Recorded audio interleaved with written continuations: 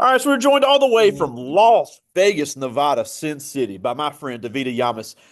Thank you so much for joining us. This is our entrepreneurship class. I've got a room full here with me at Velma Jackson High School, and we're recording this for all of our friends in Madison County schools, Madison Central High School, Ridgeland High School, Germantown High School, the Academic Option Center, and our YouTube channel. So thank you so much for fitting this in your schedule today.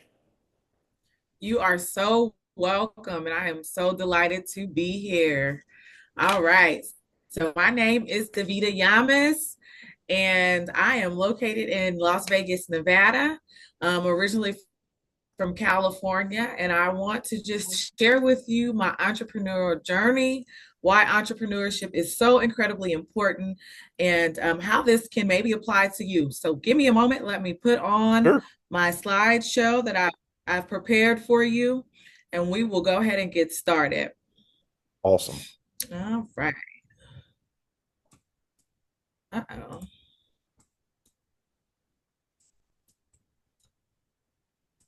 There we go. Okay. All right. Cool. Because I was like, why can't I see it? Okay.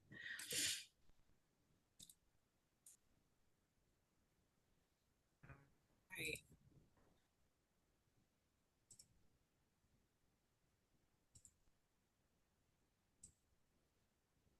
Give me one moment, Greg. I am Oh, going you're fine. You're to fine. share my screen. There we And do go. you see the regular view or do you see a presenter kind of view? I see a presenter kind of view. Okay, let me stop the share for a moment and get the other view out for you so it'll be bigger on your screen so folks can see this. Okay.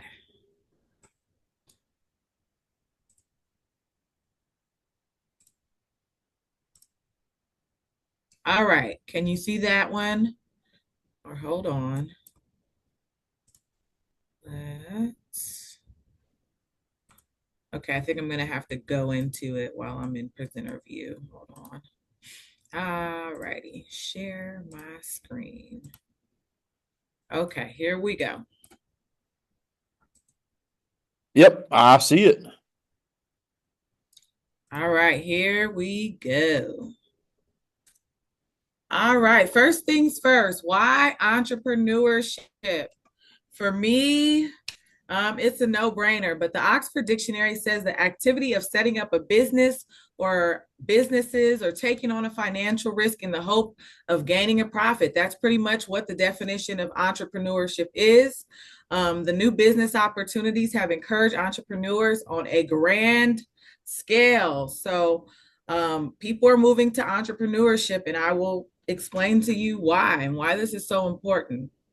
For me, the short answer is why entrepreneurship? We all have to choose a way to make money in this society. It's just what we have to do. We got to pay our bills. We got to be able to afford vacations and spending time with our friends and loved one. And those things take money, right? Not only do they take money, they take our time. And so when I think about entrepreneurship, I want my freedom back. I want the ability to kind of come and go as I please. I don't want to ask anybody, can I take a day off? But the real short answer is you only really have two options when it comes to how you want to manage your life. Either you're going to manage your life where you're waking up, going to work every day for somebody else, making them rich, helping them work on their dreams, or you're going to work for your own dreams. And for me, I wanted to do my own thing. I'm a creative person. I've always thought, like, I want to see my products. I want to see my own services. I want to see something with my name on it, right? Like, I got tired after a while.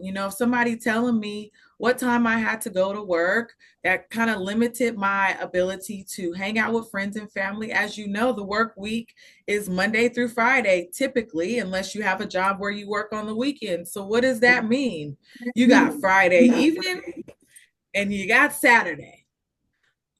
at best on Sunday, you're preparing for work on Monday. You're doing things like laundry, um, maybe going to parties, maybe spending time with friends, but you have to make sure you're well rested for Monday, right? All to go to work for somebody else. Not the life that I envision for myself. I have lots of interests. I like to travel. I like to eat really, really good food. So I need time to go to all these places. I like amusement parks. Um, I like spending time in nature. I like hiking. So with the job, in short, I couldn't see me being able to have the quality of life that I wanted if I was always stuck behind somebody's desk waiting on them to tell me how I can move in my life. So we're going to dig a little bit deeper into that. So I don't know if anybody's familiar with this. Mr. Robert Kiyosaki, a very famous person in the business finance world, and he has what they call a cash flow quadrant. He's also the author of Rich Dad, Poor Dad. And essentially, if you are not familiar with Robert Kiyosaki, he pretty much kind of played Monopoly. Um, in the world stage, right? Buying up all these properties, making really good real estate investments, starting off in Hawaii. And he talks about that in his book, Rich Dad, Poor Dad, where he gets advice from two men in his life that were like fathers to him. And so he came up with something he calls the cash flow quadrant. So, like I said, all of us, we want to go out there. We need to make a living for ourselves. Somehow we have to make money. And most what you get is you're trading your time for money. So as an employee, you have to work a job. You have to punch a clock. You have to work for someone else. You get paid typically by the hour. If you're a contract employee, you might get paid by the job or when the contract is done, right? And then you got to go look for another contract, right? But essentially, you are still working for someone else. Or you can be a self-employed person. What does it mean to be a self-employed person? I think of a self-employed person, um, maybe somebody who has a product or a service, maybe something fun like a t-shirt business, right? You work for yourself, maybe you have a website that you show online and you sell your t-shirts, but what are you doing as a self-employed person? You probably have to order the shirts, you probably have to get the press machine, you probably have to come up with all the designs, all the marketing, right? So there's a lot that goes into it. And as a self-employed person, you don't have anybody to help you, right? But it is an option, right? You get to do something that you're passionate about. And you get to put your name on something, which is big, right? But we are limited to how many hours we have in the day. And if you're a person like me, at one point I was married with two kids.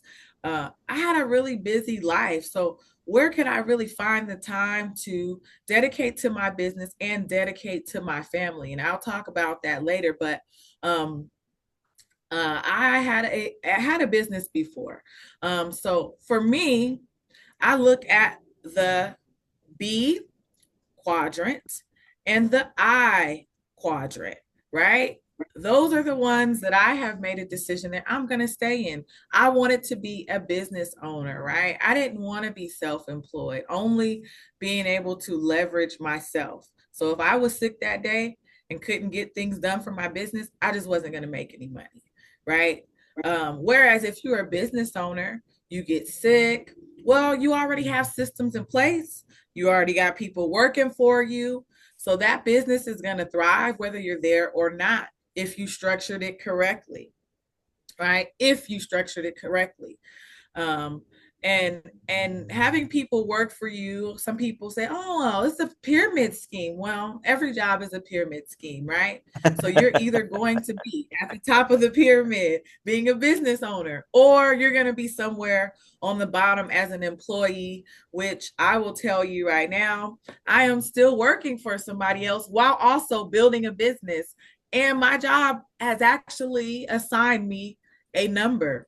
I have an employee ID number. I am literally just a number to somebody else who is Wow. building their dream for their future.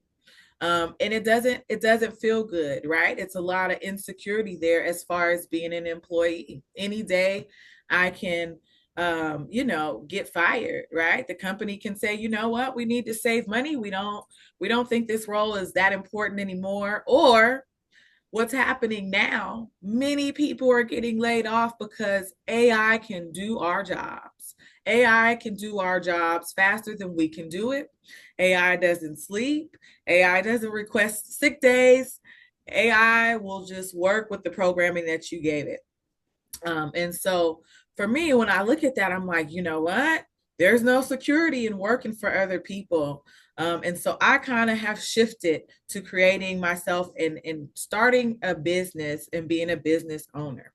And then the I quadrant is having money work for you. I know that sounds crazy, right? But can you imagine if you took your dollars, right? Some extra money and put it into something like an AI algorithm or an algorithm that maybe traded stocks for you or something like that. You can actually have your money going to work while you're asleep, right? By being an investor, investing your money in places where you are taking a calculated risk, and hopefully we'll get a return, right? But you have to be careful even with investments, right? You kind of have to know what you're investing in, how much you're willing to risk, right? But it's good because that's your money going to work for you. Money never sleeps and it never stops working if you have it sitting in the right place. All right. And so this is why I chose to be a business owner and an investor. I didn't want to do all the work by myself. I wanted to own something that felt like it can be my own. Um, when you work for other people, they tell you how much they are willing to pay you. They tell you how much of a raise you're going to get. If you're going to get a raise, actually this year at my company, they decided they were only giving out bonuses and that they would no longer be giving raises. Well, it didn't matter how hard I worked. If I was a top performer at my job, I am still going to get that piece of money, which is for my efforts by the hour. And I love myself. I don't know about you, but I love myself. So I would never want to limit myself or to reduce myself to a small nominal fee that somebody wants to pay me for my efforts for an hour, right? And if you look across the board from state to state, if you are familiar with minimum wage, that changes, that fluctuates. And many times, minimum wage is not enough to pay your bills. It's not enough to put gas in your car, food on the table, and all the many expenses that we have, right? The other reason why I wanted to be a business owner is because I like to create. So if I had my own business, I can create systems that work for me. You all are young, you probably haven't started working yet, but when you work for somebody else, they tell you the rules, they tell you the process, they tell you how it's going to go. If you don't like it, well, tough. You have to follow their rules, their policies, their procedures, and a lot of times they're very strict. And those not following or can make you probably be at risk for losing your job or getting reprimanded. Um, and so it's kind of like, oh my gosh, I got to be under a lot of scrutiny when I work for somebody else. You don't really have too much room to make mistakes or to try different things. You just got to follow the rules as intended. And that's not any fun, right? And so for me, it's really important that I do things that I love and not things that I just have to do to make a dollar. If you ask any adult, they will probably who works a job, if that was their dream job, do they absolutely love it? A lot of them will say no. A lot of them will say no, right? They are in certain roles just because it pays them the right amount of money, right? Yep. But there are some people out there that will tell you, yes, I love my job. Why? Because they chose fields that they like nursing or engineering or, something that really spoke to them, like being a doctor or a firefighter. Some of those kind of people might really enjoy their jobs because it may have been like one of those childhood dreams of theirs, right? But you will be hard pressed to find people in the job market that really enjoy what they do. Now, that's not saying that you will hate your job. I have had many jobs that, I just took it because I needed a job. But I grew to enjoy those jobs. So it's not always a bad thing. The other reason why I chose to be an investor is because money never takes a day off or calls in sick. It's always working. Yeah. I don't have to do anything really. I can just put my money in place, set and forget it, and it's just going to do its thing. And if I'm really smart, right, which I'll talk to you about in a minute, and put my investments in vehicles that are safe, I will never lose my initial investment. Right now, the stock market is up and down and up and down, and people are losing money. People are losing their retirement.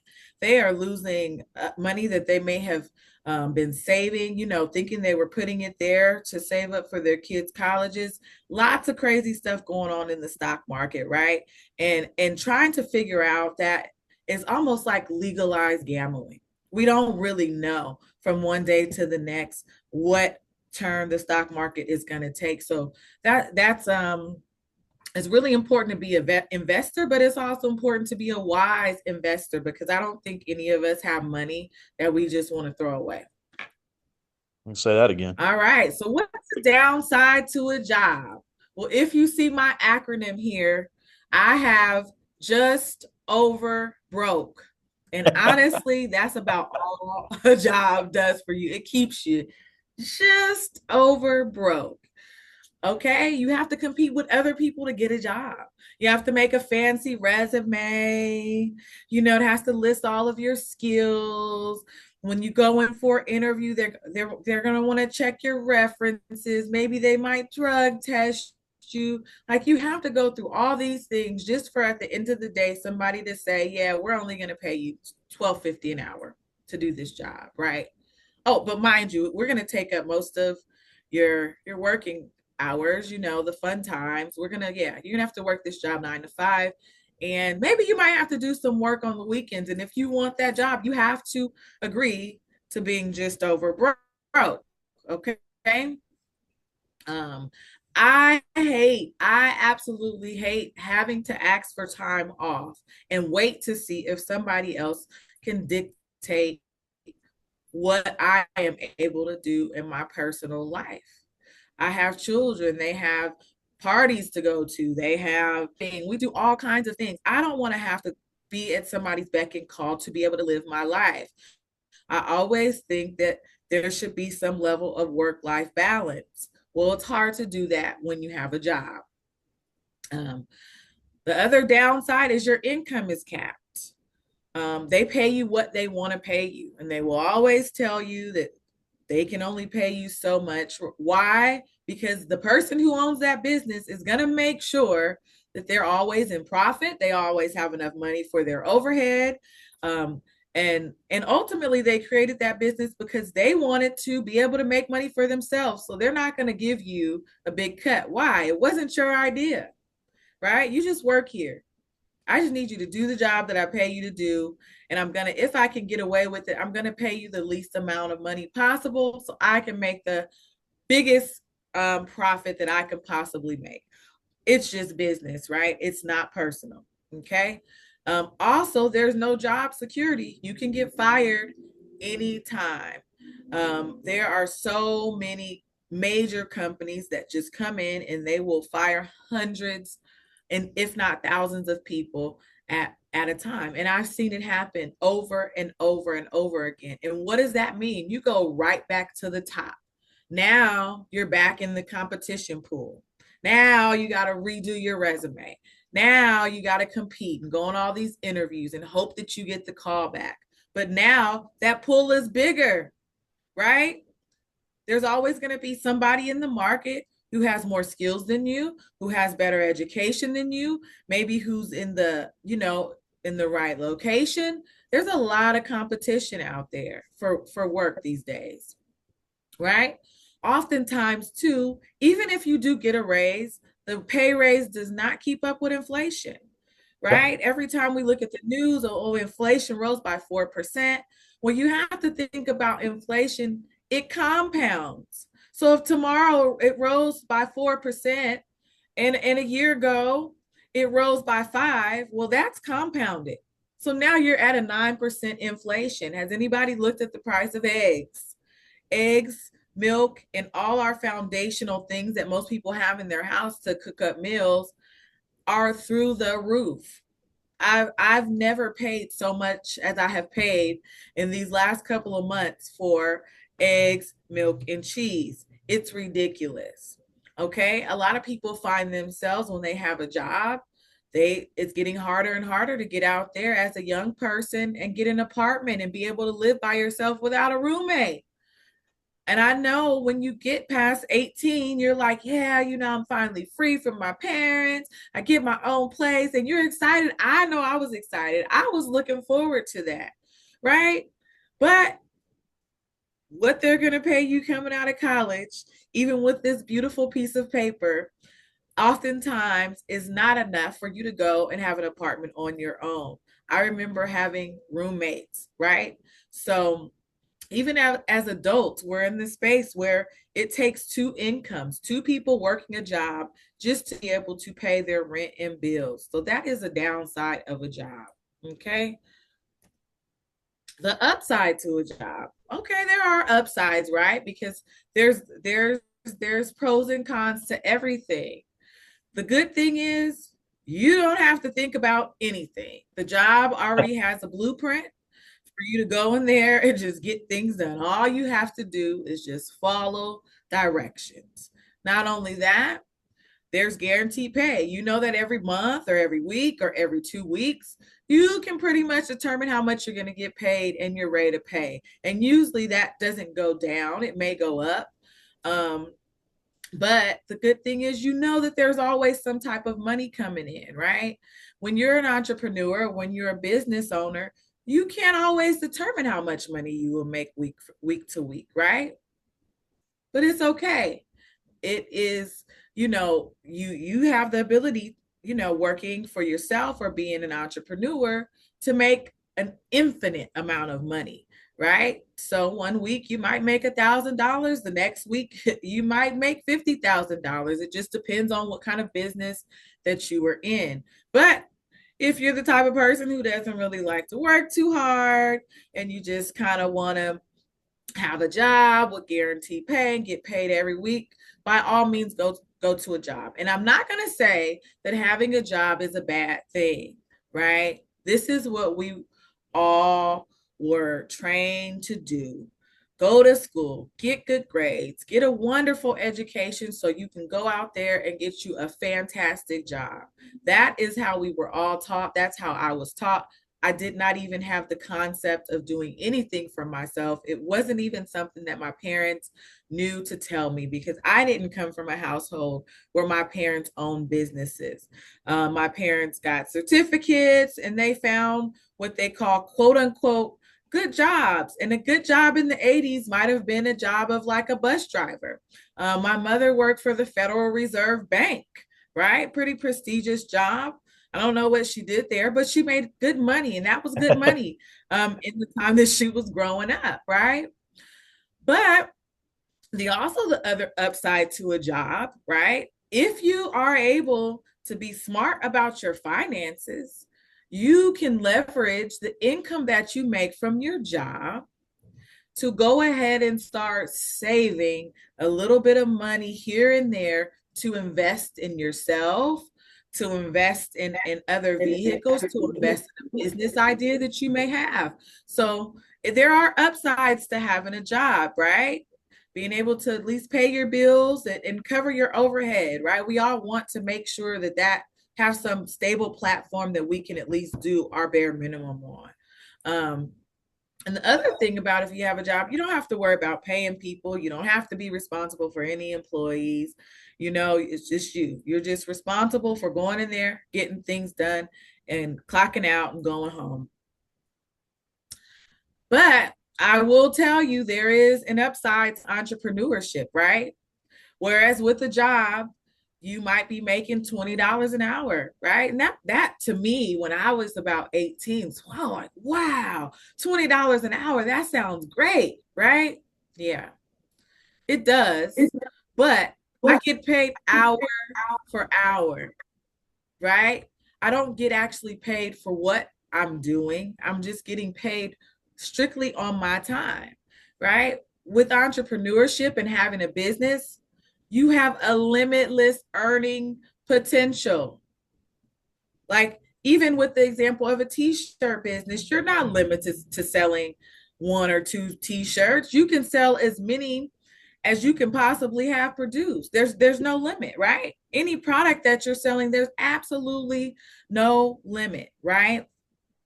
You have the ability to create your own schedule and work what you want, work when you want to. But I will tell you, being an entrepreneur makes you wake up different.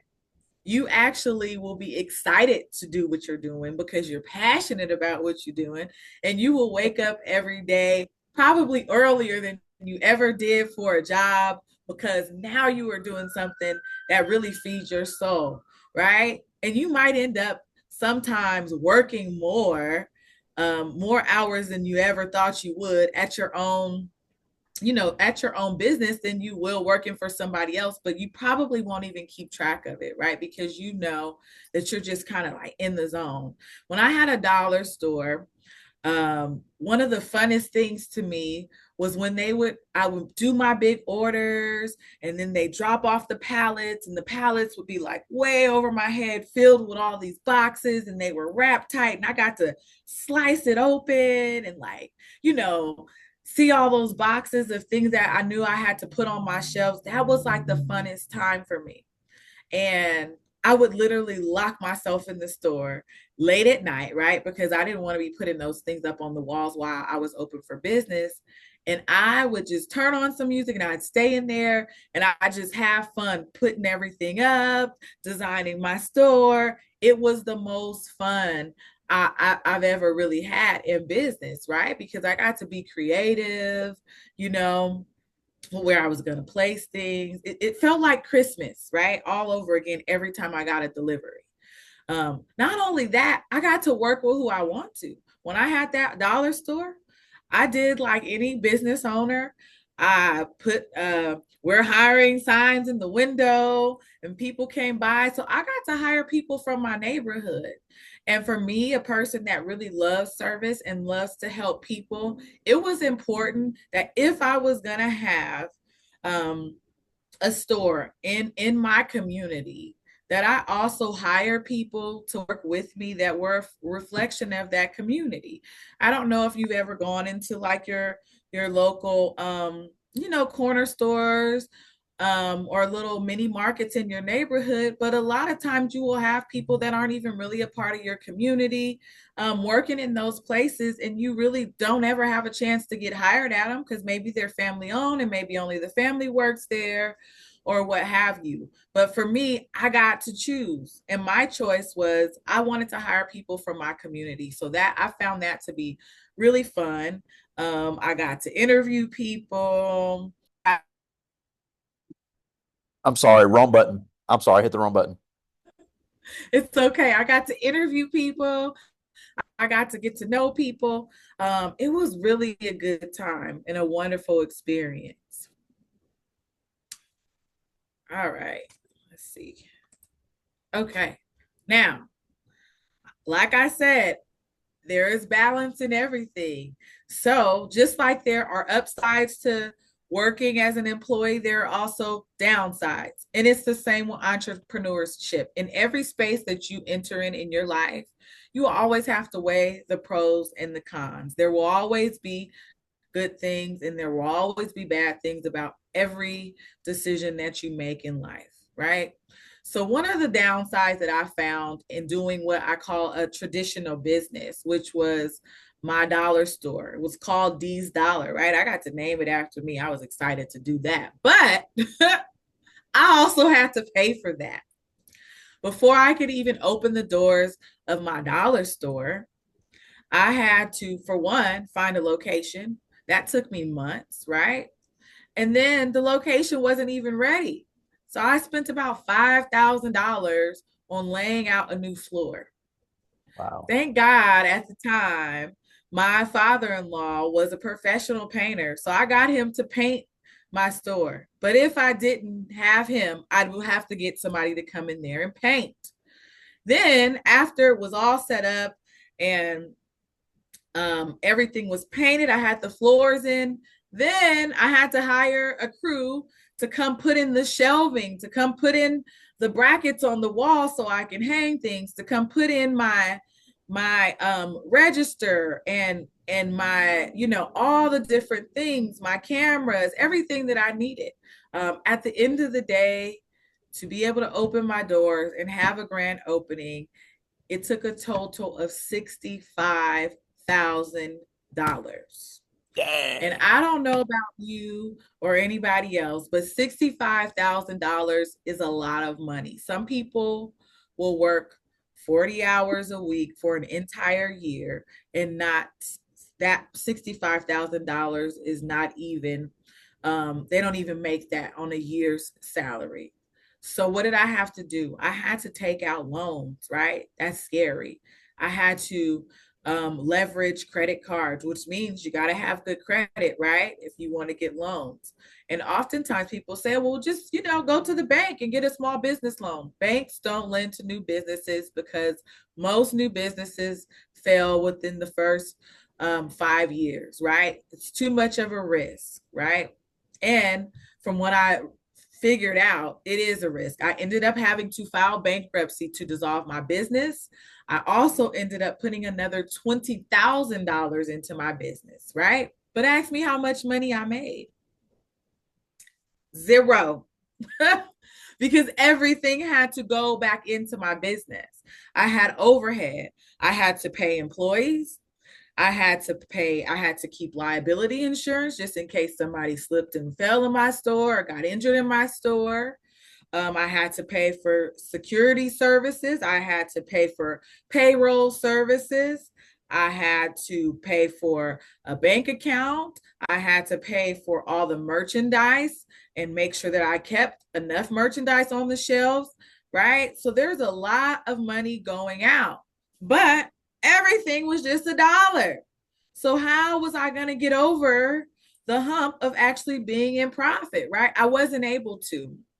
And so sadly, I had my store for about a year and 3 months before I had to close it because it was starting to own me, right? I worked a full-time job. I only, for the lifetime that I had my store open, I only had 1 day off. I'm sorry, 2 days off in the month. 2 Sundays in every month was I able to just relax and be at home. So I was away from my family a lot. Um, and it just wasn't working. This self-employed kind of business owner model, I didn't like it. It took too much money out of my pocket. It took too much time away from my family. Although I enjoyed being in the community, talking to people in the community, I didn't have a predictable income either. Some days people would come and spend a lot of money and I'd be excited. And other days, you know, I couldn't even make one sale because you just never know, right? You just never know who your customer is going to be, how much money they have. Also, I wasn't in the best location, so the parking was a challenge. If people couldn't park, they weren't going to come in and patronize my business. So there's all these little factors that you have to think about. However, I still, at the end of the day, would risk it all to be an entrepreneur. Love it. Okay. So instead of having a brick and mortar store, right? I was like, you know what? Let me do something that's a little bit more sensible. I'm very passionate about holistic healing and herbs, and so I was like, you know, I want to make some skincare line, right? I thought about that, or I want to do some t-shirts, all these different things that I can sell. But guess what? I only worked a job. Remember what I told you about a job? You're just over broke. So then again, I found myself in a situation where I'm like, well, I don't really have any money. I don't have any money to buy the startup materials to print the t-shirts or to make the serum or to package the cream. You know, I didn't have the money. Where was the money going to come from to build the website, right? My job was keeping me just over broke. I had just enough money to kind of pay my bills and maybe a little bit to kind of, you know, take a trip twice a year, but it really wasn't enough to satisfy an investment in a traditional business. Like I said, it was $65,000 for me to start that dollar store. There was no way, That's unbelievable. even with the job all year long, I could probably even scrape up $3,000 to $4,000 to get my business off the ground. So one day, somebody came to me and they invited me to go see a presentation, right? And I'm kind of a nosy person, I'll admit. I want to go see. I never want to be left out in the wind. So I went to see this presentation and they were talking about being a life insurance agent. And I kind of was like, life insurance? I didn't even know what it was. Let's just be honest. I was like, I didn't know people like me could have the opportunity to do such a thing. So I listened and I said, you know what? I'm going to take a shot at this. Why? Because I didn't have anything to lose. And guess what? It only cost me $200 to get started.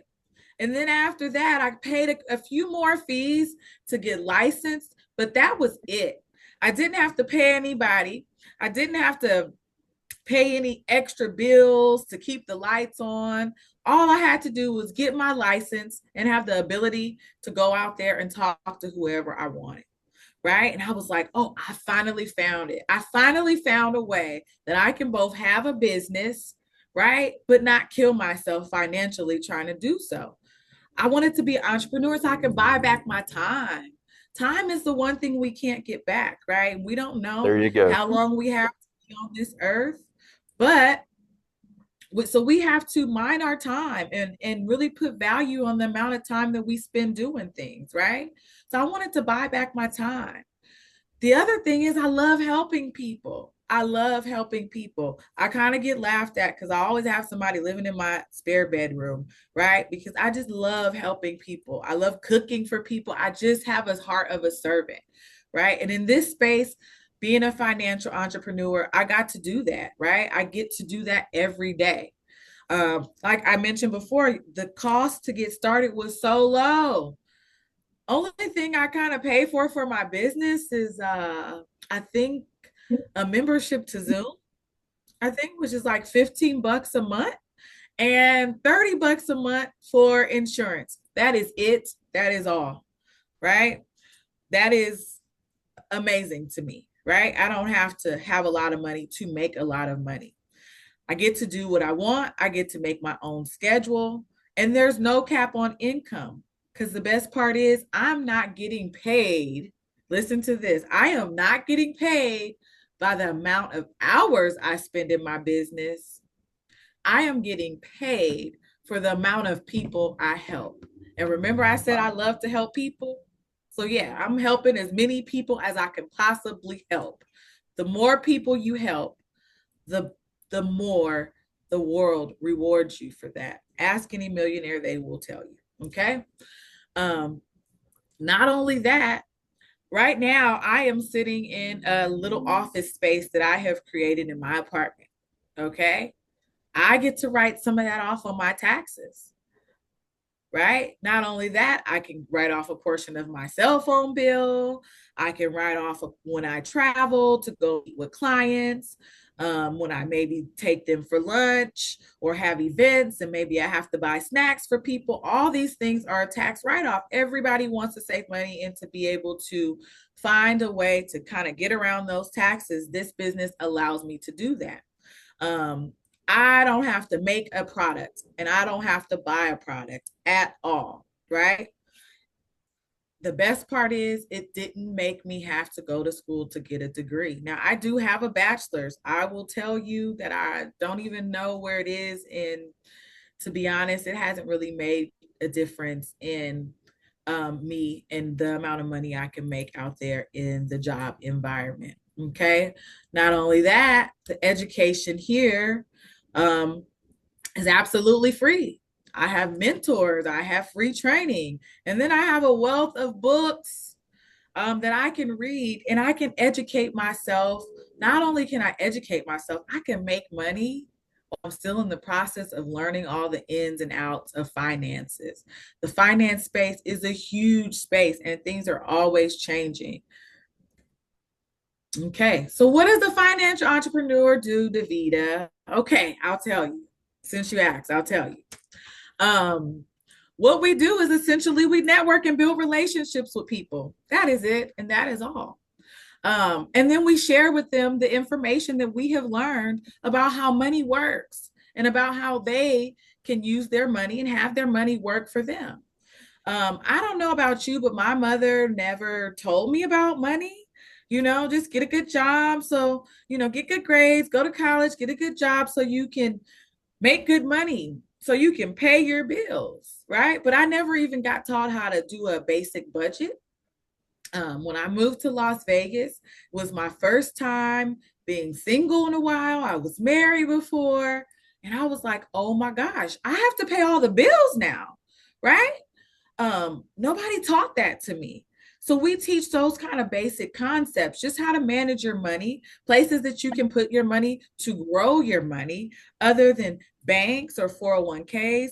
But essentially, all I'm doing is serving people by giving them education that they can use to execute, to build a better financial future, right? So I do things like help people put retirement accounts together. Where we can say, listen, we're going to put, $100 a month in this space. Your money's going to be protected. You're going to earn at about 6.25% a year on this money. And by the time you retire, you're going to get $3,000 a month out of this account for the rest of your life. That's powerful. Have you ever seen the ladies in Walmart? The greeters, the people at the front who are older, those are people who nobody took the time to educate them, right? Nobody took the time to tell them how to make wise investments. The one thing I was lucky is when I grew up, I had a grandmother who made wise investments. She owned property, she had tenants. So she had a lot of income coming in. So fortunately, she didn't have to work until she retired. But unfortunately, what is happening is people are not educated. And so they are working all the way pretty much up until they die. So I'm kind of on a mission in my financial entrepreneur space to educate and save as many people as I possibly can financially. Why is that so important? Because 42% of Americans, which represents 102 million people, they do not have life insurance. They do not have ways to protect and grow their money. They do not have any financial education. It's so everything that we do in our life hinges upon if we have enough money to do it, right? That's how we kind of are able to move through life and make decisions. But if you don't have that, what are you going to do? Right. So, what I do is extremely important in terms of helping people. And so, as I'm wrapping up here, I just want to show you something, kind of a visual of what I do. How do people benefit? So, this is a policy that I made for my daughter. My daughter is only 10 years old. Okay. Um, I, as a mother, know that one day she's going to want to go to college. Maybe she wants to go to trade school. Currently, she wants to probably go to culinary school. She loves to cook. But for me, as a mom, right, who is now divorced, I have two daughters. They're probably going to want to do things. College and training programs are super expensive.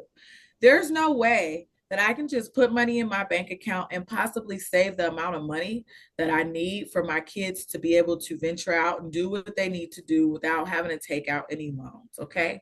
So, what I did for my daughters was I created them what we call an indexed universal life insurance policy, right? And what's so cool about this that most people don't know, it solves for a lot of things, right?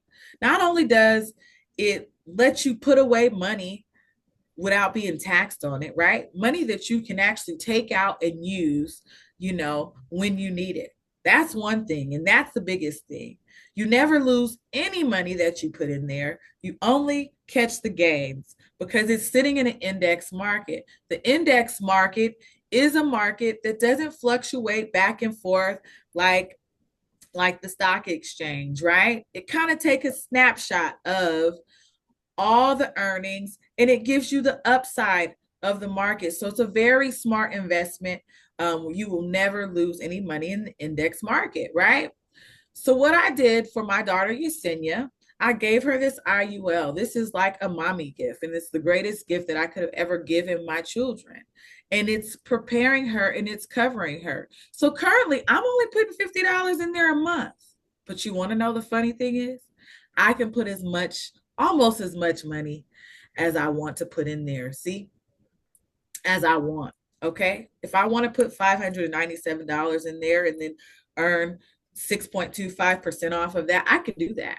Right. And I can build this thing as big as I want to build it. And so by the time Yesenia is out of high school or ready to kind of start her life, I can gift her actual money for a down payment for a house, money to go not have to take out a loan for her education, right? But the other thing that's so important about this product that I love and I get to teach people about every day is that say if something happens to them and they die too soon. You see the commercials, kids at St. Jude and they got cancer. Nobody ever expects these kind of things to happen to your children, right?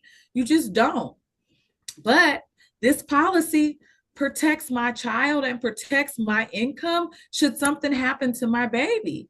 If she should happen to die tomorrow, I'm going to get $196,000 to go ahead and bury her and whatever else I need to do. That money's going to come to my hand. The government's not going to have their hand in it.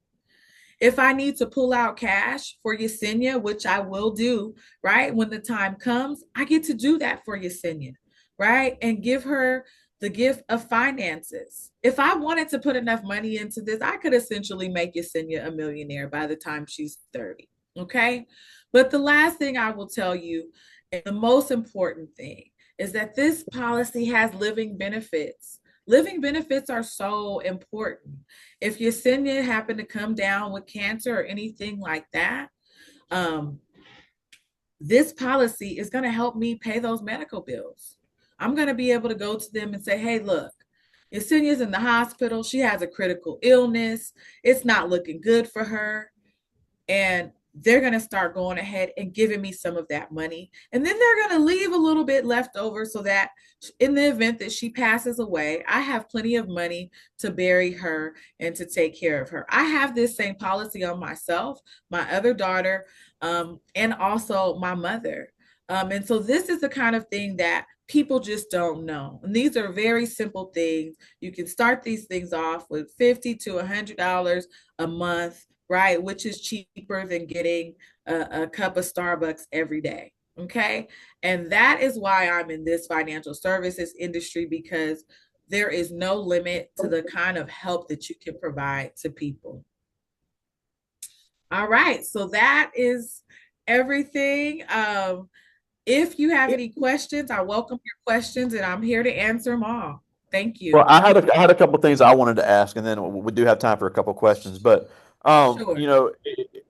before we started recording, we had a brief conversation about, I'll be the first person to tell you, for decades, rural America, especially rural Black communities, were left behind in financial education. And I am so far from a financial expert, but I do know a few basic things, and you just taught me some things. But small things like not put, if you want to be an employee, I'm an employee, and that's fine. Um, if a job is going to offer to match, if a job is going to offer to match a retirement, and you don't put in the maximum that they'll match, you're absolutely outside of your mind. I know a lot of high school kids, they want to have the biggest paycheck possible, but you don't even miss that money. And then you see these memes about they need to lower the retirement age. Well, retirement's not an age, it's a money amount. So little things like that. There And you then go. and deferred income. I put away, just a few dollars a month. I don't even miss that, but that's going to be money I can have later. And then you talk Absolutely. about life insurance. And again, it's not kids' faults that their grandparents were not taught things, that their parents were not taught things.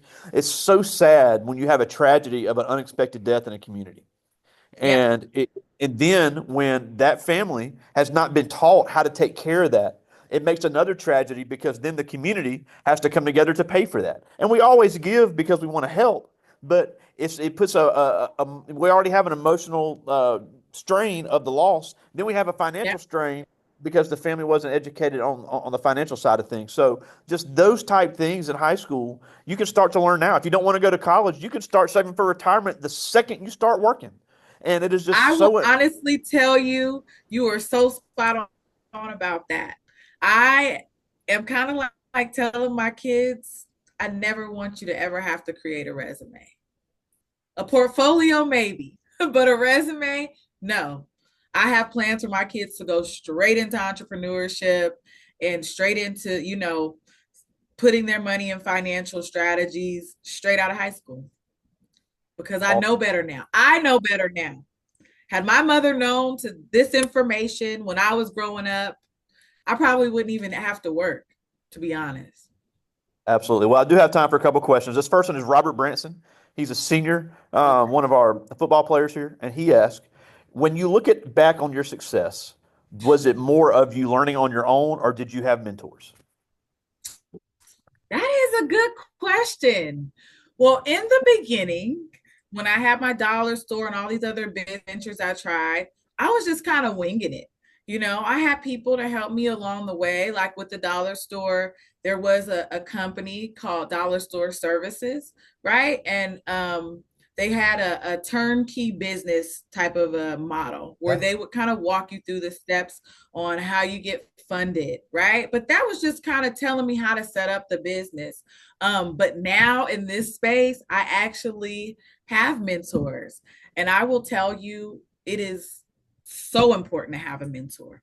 People pay tens of thousands of dollars to have a mentor. You cannot be successful without following somebody else who's already done it. I'm not going to get to where I need to get to by listening to the thoughts in my own head. The mentors that I have already made millions of dollars. And they're willing to share. Davita, do this, then do that. Have this kind of mindset, right? They help you with your mindset. Not just how to go out there and make money. You got to have a mentor. So yeah, I did have mentors. I still do have mentors, and I think I will probably forever have a mentor guiding me through anything that I have going on for sure. Love it. I got time for one more. This is Caden Mentorship Williams. is the truth. He's a sophomore, another one of our football Uh-huh. players and a power lifter. And he asked, "What has been the hardest things for you to learn after you became an entrepreneur?" Hardest thing to learn. Oh gosh. I think at every stage, there's always a hurdle. So there will never be a place where you get there and you feel like you've always figured something out, right? So it's kind of a hard question to answer because you'll never have all the answers. I think in this current space I'm in, the hardest thing to learn is product knowledge, but not just the product knowledge. How do I um, explain what I know to people in a way that doesn't make them feel small, in a way that they can understand, that's relatable, right? So I have to tell stories. I have to come up with analogies, right? And that's kind of challenging, right? Because everybody has their quirks. So you have to kind of figure out really how to really talk to people, right? It's an art to talking to people. It's an art to presenting. Um, and there's not a one size fits all approach. So you kind of have to learn how to pivot and read body language, right? And hear the things that people aren't saying, right? And ask questions and be inquisitive. So it's great skill in that. Yeah, for sure. Yeah, I'm glad you It's mentioned that hard. because I always talk about the importance of speaking because if you can sell, you not only will you always be able to find a job, you can always be in business. But we're almost out of time, Absolutely. and thank you so much for taking some time for us. I've got to meet you when I come out to Vegas this summer. But the last thing I wanted to hit on before we go is so many young people just think this financial stuff is boring. This is never going to apply to me. This is stupid. I'm just going to make money and ball out. And look, and it can be a challenge to try to understand sometimes, but you don't have to be an expert. But if you're ever going to be successful in business as an employee or especially as an entrepreneur, why is it so important to start understanding basic financial concepts before you ever graduate from high school? Listen, I will agree, Greg. It's not sexy. It's not fun. Finances is not like, woo, finances. I want to learn about that. It's important because before you get that money in your hand, you got to have a plan. If you don't have a plan, it's just going to go right out the door. So you kind of have to create a blueprint for yourself. You got to know what you're going to do because I'm going to tell you that money can just, I mean, you'll look up and you realize like, dang, where did all my money go? I remember one time when my grandmother passed away, we all got a little bit of money. I got a $10,000 check, but I didn't know anything about finances. I didn't know anything about investments. I could have probably still been making a lot of money had I planned ahead of what I was going to do once I did get that check in my hand. I probably would have instantly put, um, 5,000 of it into some type of an investment vehicle. But at that time, I didn't know anything, right? But what I did with it, and I thought it was so smart because I was not financially educated, I went and paid stuff off to fix my credit. And as you know, you don't really have to pay charge offs off, but I didn't know that. But that was how limited I was. So even if it feels boring, even if it feels like it's a laborious task, at least get some very basic, very foundational financial literacy going because it's going to definitely improve your life and help you make better decisions as you move forward into adulthood. I wish I knew what I knew now when I was 14, 15 or whatever. Listen, I wouldn't be here. You probably wouldn't even be able to contact me because I'd be in so many countries just traveling around the world. You'll definitely get there. I can't wait to see it. So again, we thank you Oh, so much yeah. for all the way from Las Vegas, Nevada. Davita Llamas, thank you so much for joining us today. You are so welcome. Thank you for having me on your platform. Take care. I talk to you soon, buddy. All right.